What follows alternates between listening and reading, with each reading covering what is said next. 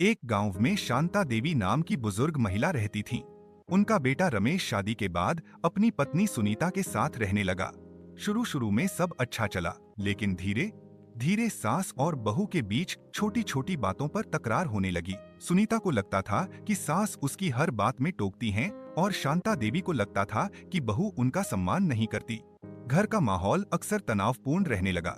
एक दिन गांव के मंदिर में दोनों की मुलाकात पुजारी जी से हुई। पुजारी जी ने कहा, बेटी, घर की निम प्यार और सम्मान से बनती है। अगर बहू सास को माँ समझे और सास बहू को बेटी, तो घर स्वर्ग बन सकता है। सुनीता ने यह बात दिल से मान ली। अगले ही दिन उसने सास के पैर छूकर कहा, माँ, मैं आपसे सीखना चाहती हूँ। आपका अनुभव मेरे लिए बहुत कीमती है। शांता देवी की आंखों में आंसू आ गए। उन्होंने बहू को गले लगा लिया और कहा, बेटी, मुझे भी तुम पर गर्व है। अब हम मिलकर इस घर को खुशियों से भरेंगे। उस दिन के बाद से सास और बहू में कभी झगड़ा नहीं हुआ। दोनों मिलकर काम करती, साथ बैठकर बातें करती और एक दूसरे का सहारा बन गईं। गांव के लोग कहते थे, शांता और सुनीता का घर सच में जन्नत है। इस कहानी से सीख मिलती है कि सास और बहू अगर अहंकार छोड़कर एक दूसरे को समझें तो घर में कभी परेशानी नहीं होगी।